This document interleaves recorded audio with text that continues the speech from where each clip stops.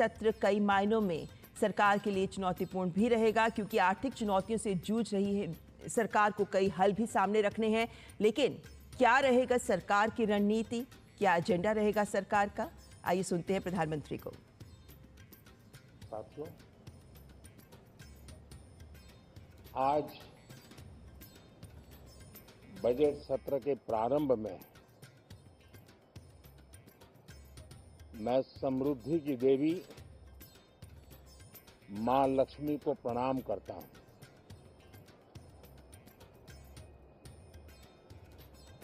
और ऐसे अवसर पर सदियों से हमारे यहां मां लक्ष्मी का पुण्य स्मरण किया जाता है।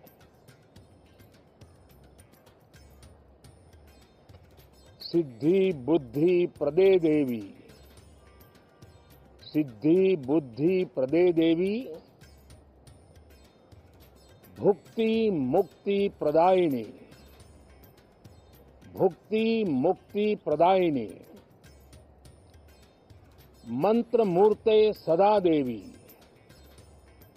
मंत्र मूर्ते सदा देवी, महालक्ष्मी नमोस्तुते, महालक्ष्मी नमोस्तुते।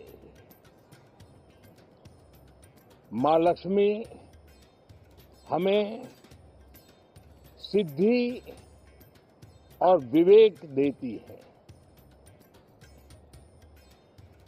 समृद्धि और कल्याण भी देती है। मैं मां लक्ष्मी से प्रार्थना करता हूं कि देश के हर गरीब एवं मध्यम वर्ग समुदाय पर मां लक्ष्मी की विशेष कृपा रहे। साथियों, हमारे गणतंत्र के 75 वर्ष पूरे हुए हैं।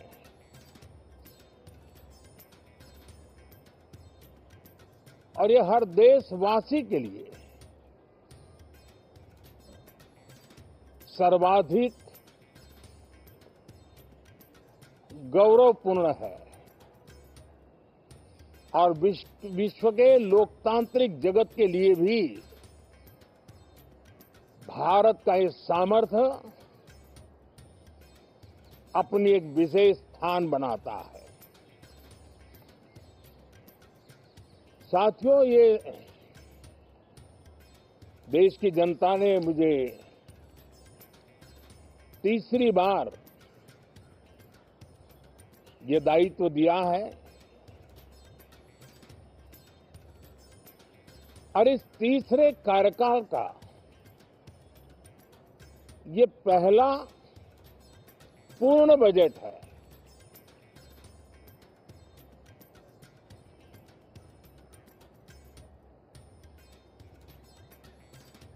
और मैं विश्वास से कह सकता हूं कि 2047 जब आजादी के 100 साल होंगे, विकसित भारत का जो संकल्प देश ने लिया है,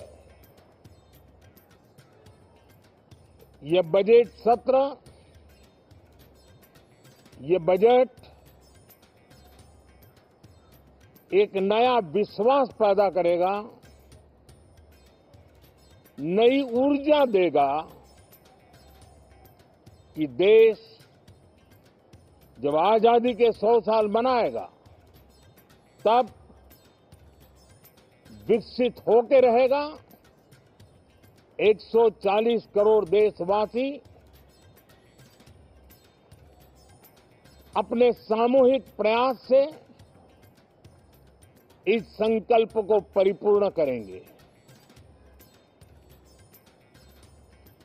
तीसरे टर्म में हम मिशन मोड में देश को सर्वांगीण विकास की दिशा में, चाहे वो भौगोलिक रूप से हो, सामाजिक रूप से हो या आर्थिक भिन्न भिन्न स्तर के संदर्भ में हो, हम सर्वांगीण विकास के संकल्प को लेकर के मिशन मोड में आगे बढ़ते जा रहे हैं। इनोवेशन, इंक्लूजन और इन्वेस्टमेंट, ये लगातार हमारे आर्थिक गतिविधि के रोड मैप का आधार रहा है। इस सत्र में हमेशा की तरह कई ऐतिहासिक बिल पर सदन को चर्चा होगी और व्यापक मंथन के साथ वो राष्ट्र की ताकत बढ़ाने का काम करने वाला कानून बनेंगे। विशेषकर नारी शक्ति के गौरव को पुनः प्रस्थापित करना, पंथ संप्रदाय के भेद से मुक्त होकर के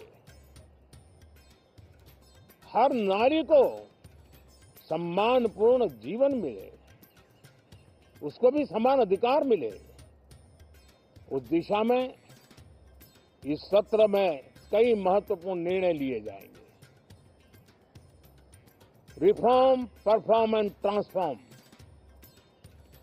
जब विकास की तेज गति को प्राप्त करना होता है तो सबसे ज्यादा बल रिफॉर्म पर रहता है। राज्य और केंद्र सरकार ने मिलकर के परफॉर्म करना होता है और जन भागीदारी से हम ट्रांसफॉर्मेशन देख सकते हैं। हमारा युवा देश है, युवा शक्ति है और आज जो 20-25 साल की आयु के नौजवान है, जब वो 45-50 साल के होंगे तब वो विकसित भारत का सबसे बड़े बेनिफिशियरी होने वाले हैं। उम्र के उस पड़ाव पे होंगे,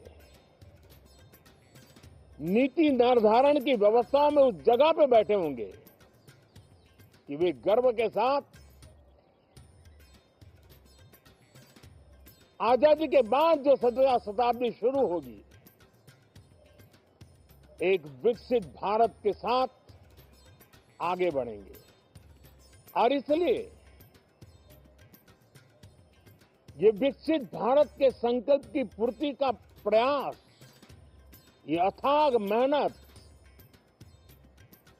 आज जो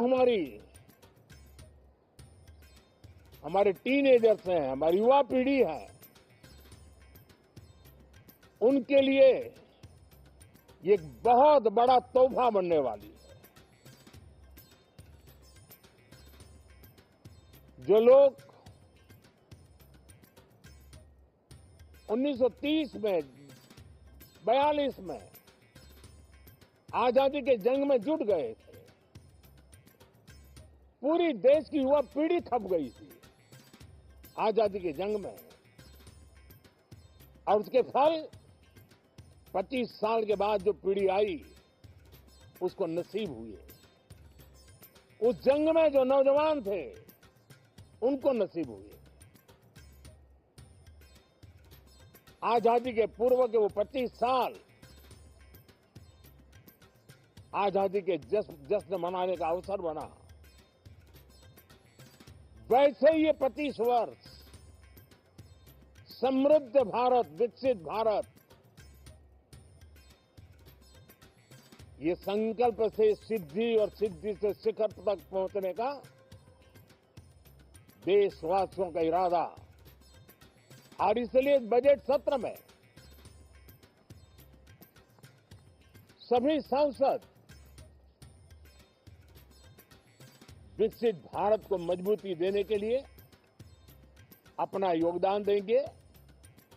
विशेष करके जो युवा सांसद है, उनके लिए तो सुनहरा अवसर है, क्योंकि वो आज सदन में जितनी जागरूकता, जितनी भागीदारी बढ़ाएंगे और विकसित भारत के जो फल है वो तो उनकी नजर के सामने देखने को मिलने वाले हैं।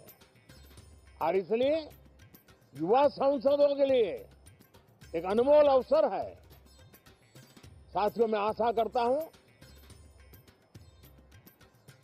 कि हम देश की आशा आकांक्षाओं के इस बजट सत्र में खरे उतरेंगे। साथियों, आज एक बात आपने जरूर नोट की होगी, मीडिया के लोगों ने तो जरूर करनी चाहिए।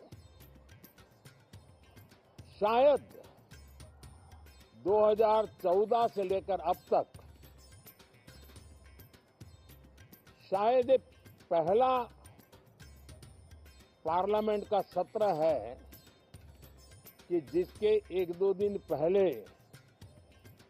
कोई विदेशी चिंगारी नहीं पकड़ी है, विदेश में से आग लगाने की कोशिश रही हुई है।